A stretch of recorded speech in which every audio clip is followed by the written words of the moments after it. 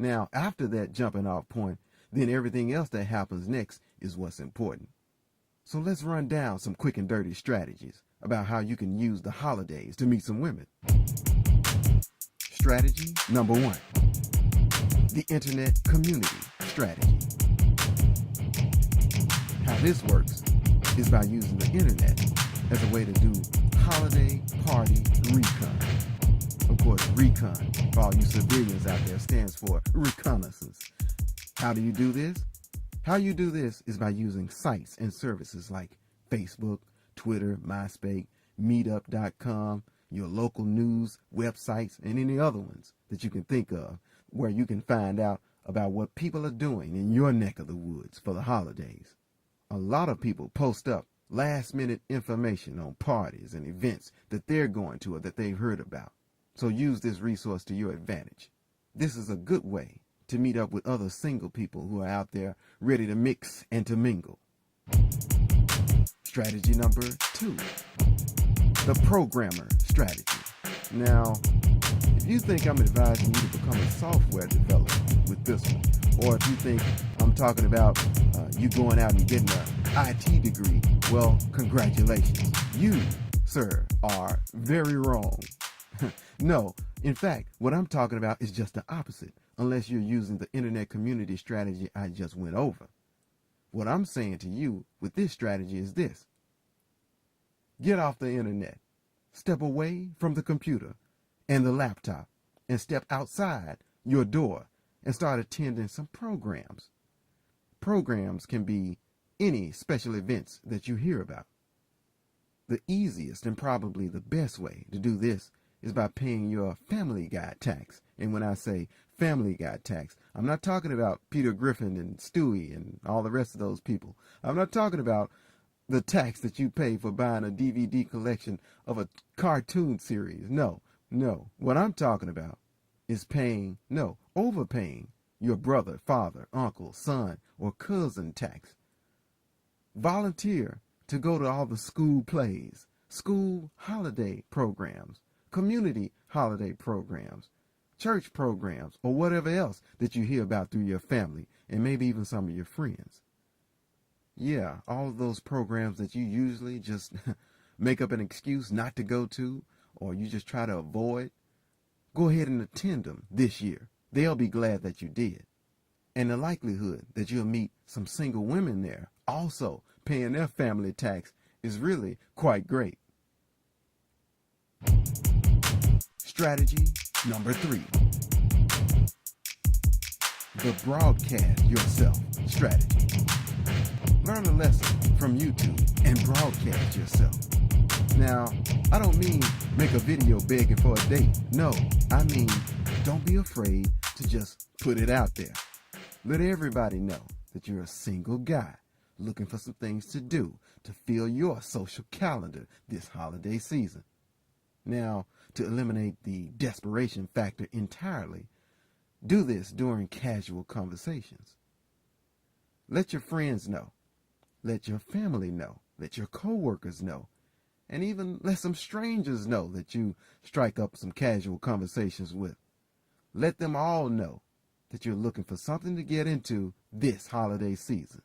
Let them know that you're looking for the place to be, the place where all the single women are. If you do this, they'll gladly tell you about all the holiday parties, Christmas parties, and New Year's Eve parties, and whatever else they know about. Better yet, some of them will even surprise you. Surprise you how?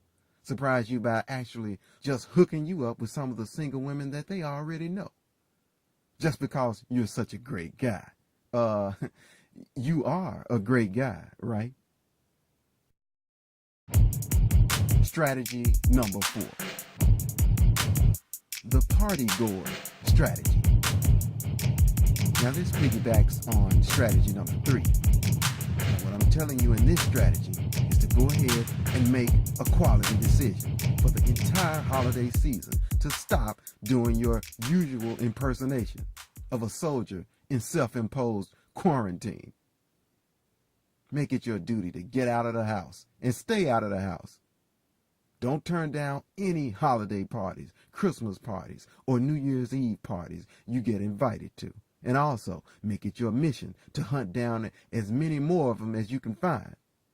You never know when or where you'll meet that woman. So get your partying on. Strategy number 5.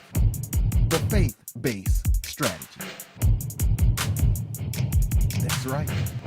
I'm suggesting exactly what you think I am. Make your church, your synagogue, or your place of worship your base of operations this season. If you're a believer in something higher than yourself, use this season as perfect timing to rediscover or reconnect to your faith. Attending the multitudes of faith-based functions, concerts, and services that are going on this time of year is the perfect scenario for you to meet someone. It's a win-win situation when you can reconnect with your spirituality at the same time as you're trying to connect with women. The advantages to meeting women like this is that you'll instantly have something in common that's very deep and very meaningful: your spiritual beliefs. Strategy number 6. The holiday break hangout strategy. What is the holiday break hangout strategy? Well, are you in college? Are you attending a school or university out of state and away from home? Do you have a dorm roommate, a friend, or fraternity brother that's going home for Christmas or New Year's? Then ask him if you could hang out with him when he goes home for the holidays. Who knows how many of his friends are attractive women? Or how many of his family or friends know some attractive women? Who knows how many big parties he'll get invited to once his friends know that their boy is back home on break? Who knows? I'll tell you who knows. You'll know if you use the holiday break hangout strategy. Besides, if you go to college out of town already, then you're no stranger to traveling. It could even be possible to meet someone on holiday break in a city that you could wind up moving to and starting your career in after you graduate. So you may have options to connect with someone and reconnect with someone here down the line. Strategy number 7. The mall domination strategy. The mall domination strategy is just what it says it is. Do some recon at the malls in your city. Pick the best ones, the ones with the most female traffic. Then, after you pick a mall to target, pick your base of operations within the mall very carefully. You want to pick the spot, the vantage point, where you can see as many women as possible without missing any of them. Now, this can be tricky, which is why your reconnaissance mission is of paramount importance. There are multiple entrances and exits in all malls, so these are not good spots for you to post up.